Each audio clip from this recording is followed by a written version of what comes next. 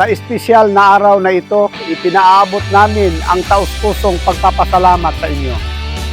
Ang inyong katapatan at dedikasyon ay amin pong inspirasyon. Kayo po ay isang matibay at maasahang katuwang ng pamamahala ng Iglesia.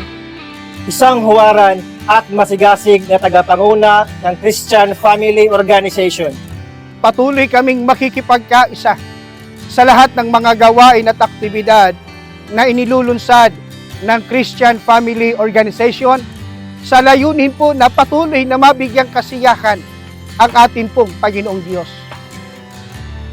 Dalangin po namin kasama ng mga may tungkulin na patuloy kayong patnubayan at pagkalooban ng karunungan upang kami po ay masinop. Amin pong kinikilala ang inyo pong pagpapagal, pagmamahal at pagmamalasakit bilang isang napakalakas na katuwang ng namamahala upang lalo pong mapatibay ang bawat isa.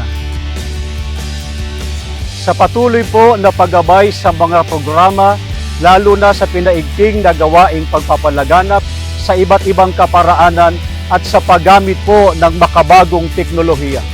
Kasama po namin kayo lagi sa aming mga panalangin sa ating Panginoong Diyos upang kayo po ay lalong maging makapangyarihan at malakas na katuwang po ng ating tagapamahalang pangkalahatan, ang kapatid na Eduardo B. Manalo.